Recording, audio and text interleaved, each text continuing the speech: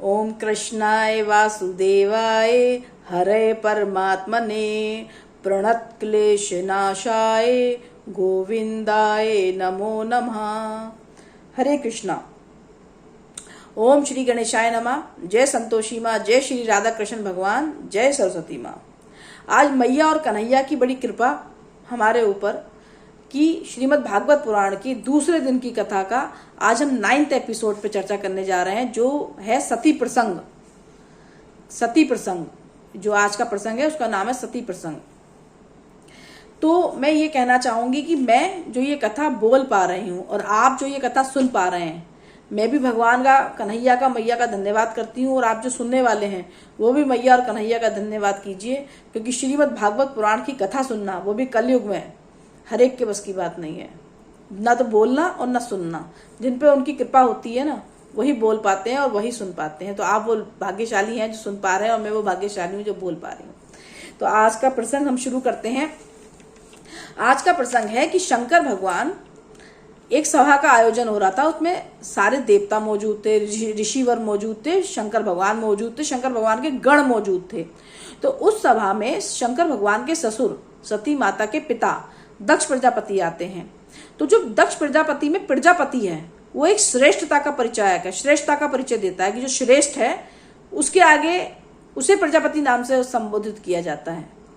तो जब दक्ष प्रजापति, नाम तो दक्ष था, प्रजापति नाम के आगे लग गया उनको श्रेष्ठ बताने के लिए। तो जब उनको ये समझ में आया कि मैं श्रेष्ठ हूं, तो उनके अंदर एक अहंकार आ गया। तो जब वो उस सभा में आए तो सभी देवता उनके सम्मान में खड़े हो गए, ऋषिवर भी खड़े हो गए। शंकर भगवान खड़े नहीं हुए, उन्होंने बैठे बैठे ही मन उनको प्रणाम किया। अब चूंकि दक्ष प्रजापति के मन में अहंकार का मेल जमा हुआ था, तो जो शंकर भगवान ने मन उन्हें प्रणाम करा, वो प्रणाम उन तक पहुंच ही नहीं पाया और वो बड़े रुष्ट हो गए कि मैं आया, सब खड़े हो गए, ये बैठे हैं। तो इस पे वो अपमान करते हैं शंकर भगवान का, ये कहकर दक्ष प्रजापति कि सभ्य समाज में असभ्य व्यक्तियों के लिए कोई स्थान नहीं है। असभ्य कहते हैं उनको, शंकर भगवान को। तो जब असभ्य डायरेक्टली नहीं कहते, इतना कहते हैं कि सभ्य समाज में असभ्य लोगों के लिए जगह नहीं है। तो वहां जितने भी देवता मौजूद थे, ऋषिवर मौजूद थे, सब में कानाफूसी होने लगी कि बोले यह असभ्य कौन है। दक्ष प्रजापति किसकी ओर संकेत कर रहे हैं कि कौन यहाँ असभ्य है। बुरा लगता है ना सुनने में, हर व्यक्ति सोचता है कि मुझे तो असभ्य नहीं कह रहे, तो वहां कानाफूसी शुरू हो जाती है। कानाफूसी चलते चलते चलते चलते बात पहुंचती है दक्ष प्रजापति तक कि भाई आप किसको कह रहे हैं असभ्य। तब डायरेक्टली दक्ष प्रजापति शंकर भगवान को कहते हैं कि ये असभ्य हैं, भूतों के संग, प्रेतों के संग घूमते हैं, गणों के संग घूमते हैं, पिशाचों के संग घूमते हैं, राख शरीर पे लगा के घूमते हैं, जंगल में रहते हैं। तो उन्हें एक असभ्य व्यक्ति की संज्ञा दी दक्ष प्रजापति ने अपने ससुर शंकर भगवान को। अब जब शंकर भगवान ने इतना कुछ अपने खिलाफ सुन लिया, इतना कुछ अपने खिलाफ सुन लिया, तब भी उनके मन में कोई क्रोध नहीं आया, क्योंकि भोलेनाथ तो भोले हैं, उन्हें कोई क्रोध नहीं आया। उन्होंने कोई टेंशन नहीं ली इस बात की, बोले कह रहे हैं कहने दो, कोई टेंशन नहीं है। लेकिन जो शंकर भगवान के गण थे वहां मौजूद, वो क्रोधित हो गए, बोले हमारे भोलेनाथ के लिए ऐसा बोल रहे हैं। तो वहां उन्होंने उपद्रव मचाना शुरू कर दिया शंकर भगवान के गणों ने। तो शंकर भगवान के गण दक्ष प्रजापति को श्राप देते हैं कि तुम्हारी गर्दन पे बकरे की गर्दन लग जाए, तुम्हारे गर्दन पे बकरे का चेहरा लग जाए। क्या कहते हैं दक्ष प्रजापति से कि तुम्हारे चेहरे पे, गर्दन पे बकरे का चेहरा लग जाए। इधर से दक्ष प्रजापति उन गणों को श्राप देते हैं, इधर से गण दक्ष प्रजापति को श्राप दे रहे हैं। तो ये सब चलता रहा। और जब ये सब वहां शंकर भगवान देख रहे थे तो उन्होंने अपना माथा पकड़ लिया, क्या टेंशन है बताओ, शांति से सभा भी नहीं होने दे रहे, अपने गणों से भी बड़े परेशान कि इस तरह से क्यों उपद्रव मचा रहे हैं। तो जैसे तैसे करके अपने गणों को बटोर के पकड़ के कैलाश वापस चले गए शंकर भगवान। इधर जो मीटिंग होनी थी वो तो सब डिस्टर्ब हो गई। अब आगे बढ़ते हैं। शंकर भगवान और पार्वती माता अपने घर में थे। सती माता भोलेनाथ से कहती हैं कि भोलेनाथ, मेरे पिता के घर, दक्ष प्रजापति के घर एक यज्ञ का आयोजन हो रहा है। मेरे घर पे, मेरे पिता के घर पे यज्ञ का आयोजन हो रहा है और हमें उसमें चलना चाहिए। तो शंकर भगवान कहते हैं कि भाई देखो, हमें कोई इनविटेशन तो आया नहीं है किसी पे भी नहीं आया, ना व्हाट्सएप पे आया, ना फेसबुक पे आया, ना फोन पे आया, ना इंस्टाग्राम पे आया, ना कोई कहने आया। तो हम बिना न्योते के कैसे चले जाए? ना कोई निमंत्रण पत्र आया, कार्ड आया कोई, तो हम कैसे चले जाएं? तो माता पार्वती कहती है वो हमारे अपने हैं, हम वहां जाएंगे, वो हमें देख के खुश होंगे। पता नहीं क्या कारण रहा हो, क्या परिस्थिति रही हो कि वो उनका निमंत्रण उन्होंने भेजा और हम तक ना पहुंच पाया हो। तो वो तो हमारा घर है, हम उनके बच्चे हैं, हम जाएंगे तो वो खुश होंगे देख के। सती माता कहती है भोलेनाथ से भाई मैं तो जाऊंगी। शंकर भगवान तो अंतर्यामी है। शंकर भगवान कहते हैं भाई जैसा तुम्हें अच्छा लगे तुम करो, तुम गणों को साथ लो और चली जाओ, पर मैं नहीं जाऊंगा। और ये कह के भोलेनाथ समाधि में जाके बैठ जाते हैं। अब माता जाती है वहां, तो जो माता की जो दो बहनें हैं, माता सती माता, तीन बहनें, स्वाहा, स्वधा और सती माता। तो स्वाहा का विवाह हुआ था अग्निदेव से, स्वधा का विवाह हुआ था पितरों से, और सती माता का विवाह हुआ था शंकर भगवान से। तो इस तरह से सती माता की दो बहनें और थी, स्वाहा और स्वधा। अब जब सती माता पहुंचती है गणों के साथ अपने पिता के घर, तो वो क्या देखती हैं कि वो जो दोनों बहनें हैं स्वाहा और स्वधा, वो कह रही है तुम्हें बुलाया तो था नहीं, आ गई तुम, चलो अब आ गई तो ठीक है, कोई बात नहीं। तो इस तरह से उनका तिरस्कार किया उनकी बहनों ने। जो वहां लोग मौजूद थे उनको भी पहले से निर्देश मिले हुए थे कि शंकर भगवान और सती माता और वहां से कोई भी आए तो उसका सम्मान नहीं करना है, उसका आदर नहीं करना है। तो वहां जितने भी लोग मौजूद थे किसी ने भी सती माता का सम्मान नहीं किया। इधर बहनें कह रही थी आ गई तो ठीक है, वैसे तुम्हें बुलाया नहीं था। अब बड़ी दुखी हुई। अब वो जब बेटी दुखी होती है तो अपने माँ के पास भागती है।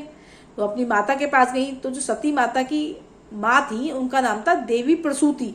दक्ष महाराज की पत्नी का नाम था प्रसूति, और इनकी तीन बेटियां थी, स्वाहा, स्वधा और सती माता। ठीक है, तो जब माँ अपनी प्रसूति माता अपनी बेटी को देखती है तो बड़ी खुश होती है, गले लगाती है, प्यार करती है। तो माँ बेटी में चर्चा शुरू होती है कि जो पिछली मीटिंग हुई थी ना, जिसमें गण प्रजापति को, दक्ष प्रजापति को श्राप देके गए थे कि तुम्हारे गले पे बकरे का चेहरा लग जाए, पिछली मीटिंग का चर्चा करते हुए कहती है कि शंकर भगवान बहुत भोले हैं। अगर दक्ष महाराज यानी कि मेरे पिता अगर शंकर भगवान से माफी मांग लें तो वो तो इतने भोले हैं कि उन्हें तुरंत माफ कर देंगे, इतने भोले हैं वो। पर यह माफ करने का तो प्रश्न ही नहीं उठता, क्योंकि दक्ष प्रजापति तो शंकर भगवान को न्योता ही नहीं दिया, अपनी बेटी तक को न्योता नहीं दिया। वो इतने ज्यादा रुष्ट थे तो वो उन्हें मनाते क्या और बुलाते क्या। ठीक है, अब आगे बढ़ते हैं। तो माता सती माता देखती है कि वो जो यज्ञ का आयोजन किया गया है उसमें जो जिन लोगों को भी निमंत्रित किया गया था सबके आसन लगे हुए थे, सबके नाम लिखे हुए थे, सबका एक स्थान नियुक्त किया गया था, ये यहाँ बैठेंगे, ये यहाँ बैठेंगे, ये यहाँ बैठेंगे।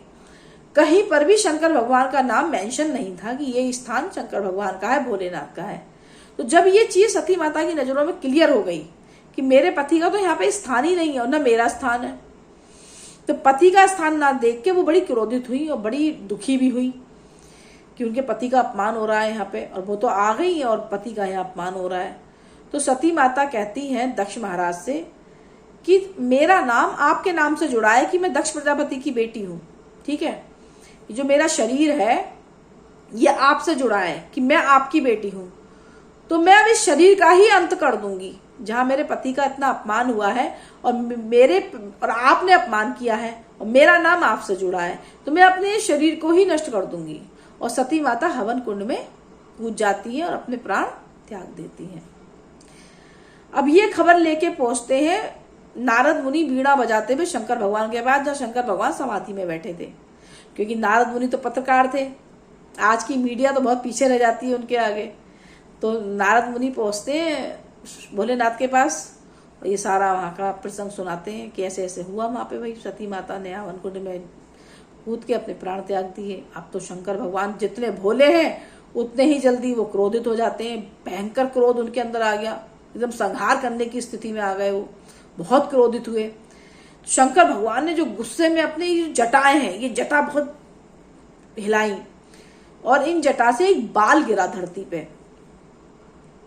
ये जो गुस्से में उन्होंने अपनी जटाएं हिलाई उनसे एक बाल गिरा धरती पे, उस बाल से वीरभद्र उत्पन्न हुए। बोलिए वीरभद्र भगवान की जय, क्योंकि शंकर भगवान की जटाओं से उनका अवतरण हुआ था वीरभद्र जी का।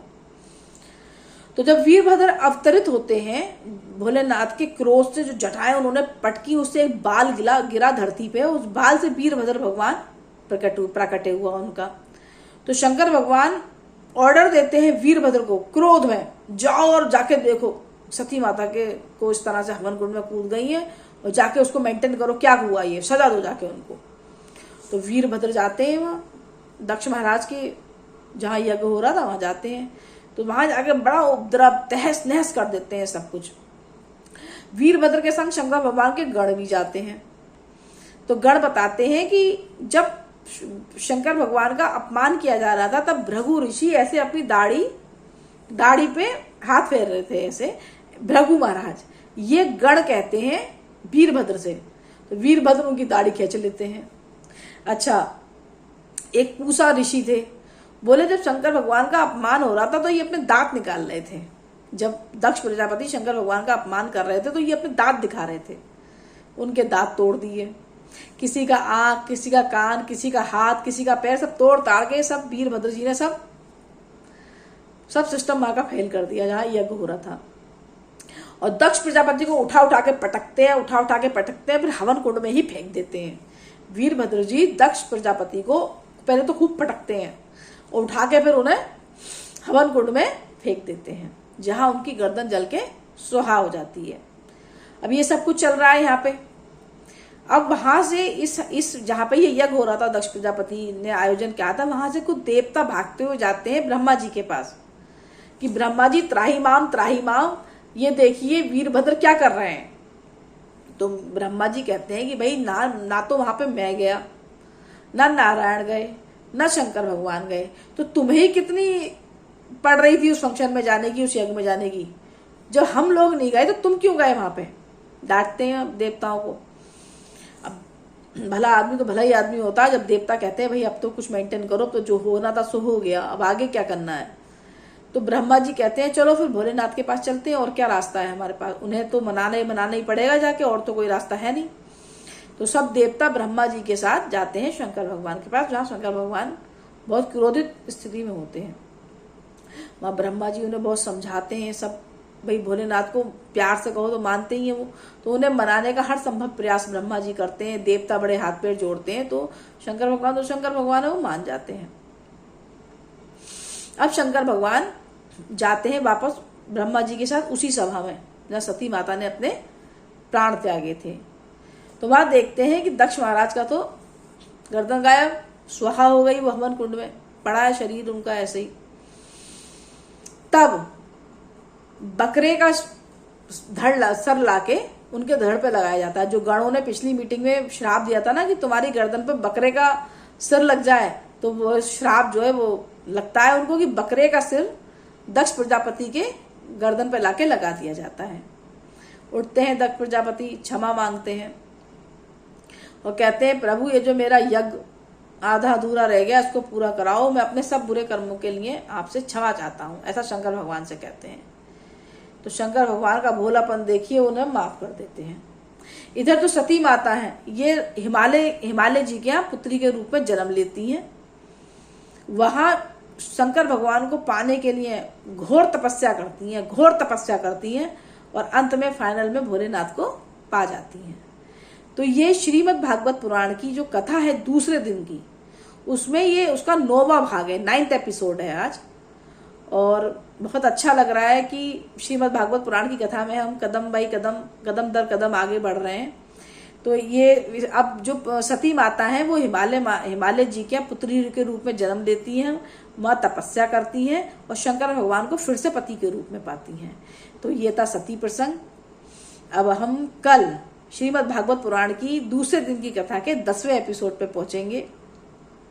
श्रीमद् भागवत पुराण में ये कहा गया है कि कैसे भी करके आप लोगों तक ये कथा पहुंचाओ, क्योंकि भगवान परम पिता परमेश्वर है और पिता चाहते हैं कि मेरी हर संतान अच्छे से रहे, उसका उद्धार हो, उसका कल्याण हो।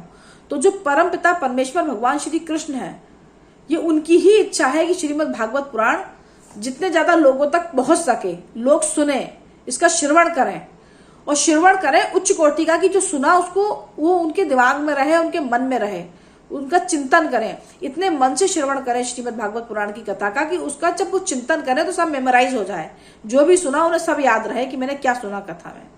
तो श्रीमद् भागवत पुराण की कथा में एक आत्मदेव की कथा है जो मैं पहले एपिसोड में बोल चुकी हूँ। उसमें एक बहुत ही पापी व्यक्ति था, धुंधकारी। उसने श्रीमद् भागवत पुराण की कथा इतने मन से श्रवण किया था, इतने ज्यादा मन से श्रवण किया था कि 7 दिन की कथा सुनने के बाद में, जैसे अभी हमारी ये दूसरे दिन की कथा चल रही है, तो महापापी व्यक्ति था और उसने श्रीमद् भागवत पुराण की कथा 7 दिन सुनी थी। उसमें भगवान विष्णु का रूप धर के वो गोलोक गया था, बैकुंठ गया था, और भगवान विष्णु के ही दूत उसको लेने के लिए आए थे। इतना ज्यादा इंपॉर्टेंस है ध्यान से सुनने की, बहुत अच्छे से श्रवण करने की। तो श्रीमद् भागवत कथा सुनने वालों को मेरी तरफ से बहुत बहुत बधाई, क्योंकि बहुत किस्मत वाले हैं जो बोल रहे हैं, जो सुन रहे हैं। भगवान श्री कृष्ण ऐसे लोगों से बहुत प्रसन्न होते हैं जो श्रीमद् भागवत पुराण की कथा बोलते हैं और सुनते हैं।